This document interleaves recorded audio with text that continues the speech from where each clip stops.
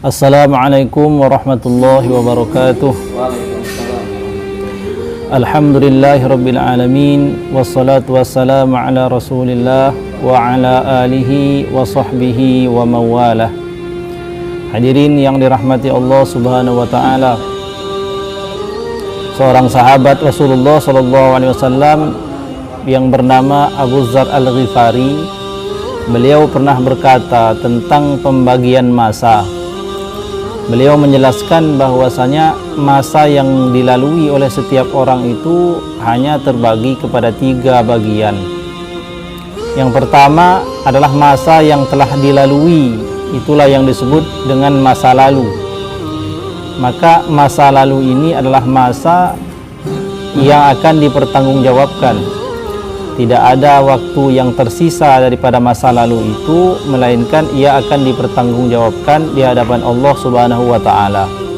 Waktu yang telah dilalui dipakai untuk apa? Ada kebaikan apa yang diperbuat oleh manusia, maka ia tinggal menunggu menikmati hasilnya.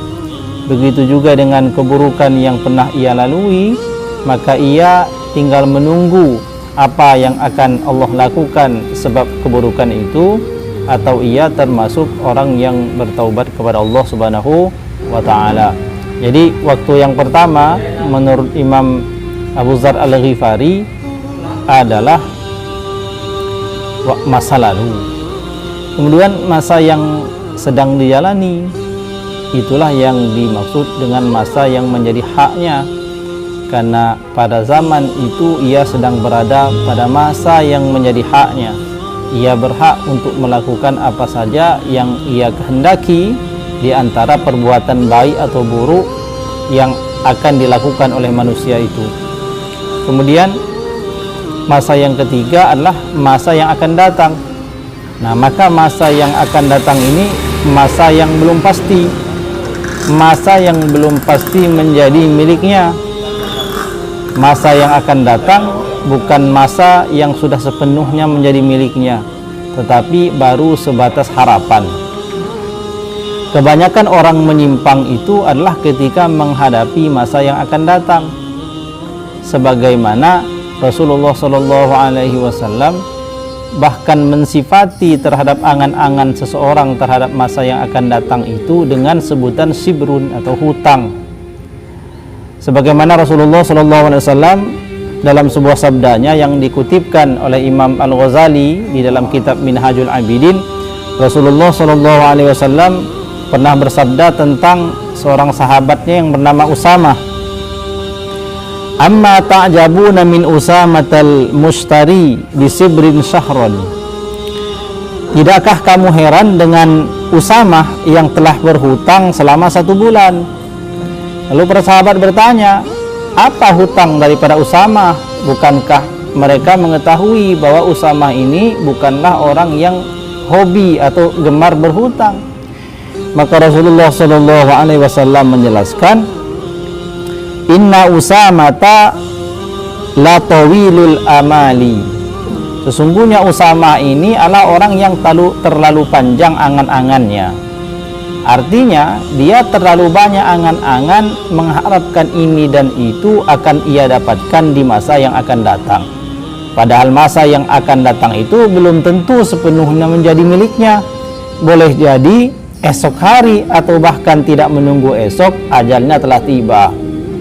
Nah, dalam hadis ini Rasulullah SAW mengingatkan kepada kita semuanya, bukan berarti kita tidak diperbolehkan memiliki keinginan ataupun himmah, cita-cita yang baik, akan tetapi dalam urusan yang sifatnya duniawi, Nabi SAW memperingatkan agar kita tidak terlalu panjang angan-angan.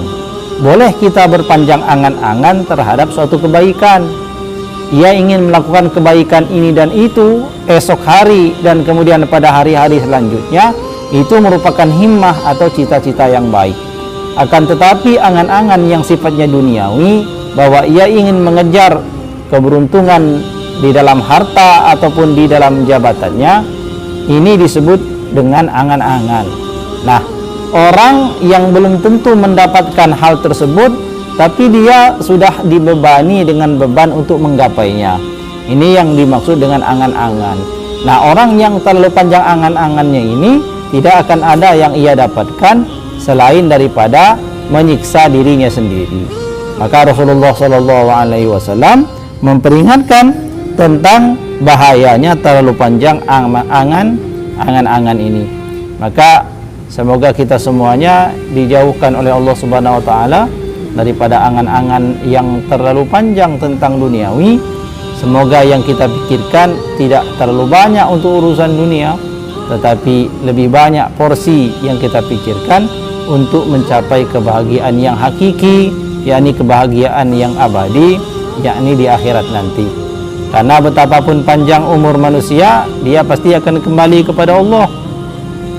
Kalau umat-umat terdahulu, umatnya Nabi Adam, itu ada yang sampai ribuan tahun, ratusan tahun umurnya.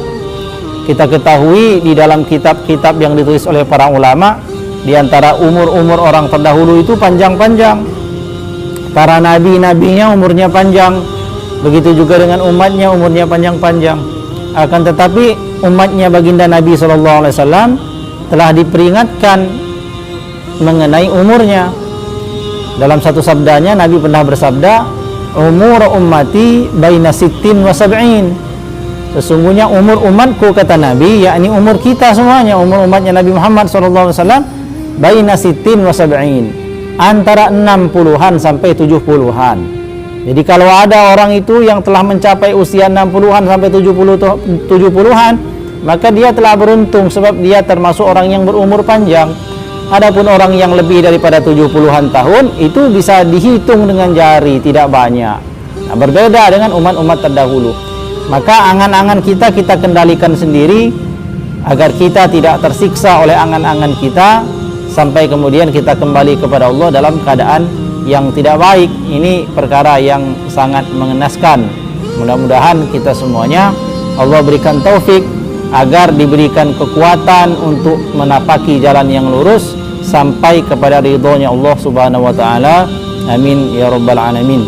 Wallahul muwaffiq ila aqwamit thoriq. Wassalamualaikum warahmatullahi wabarakatuh.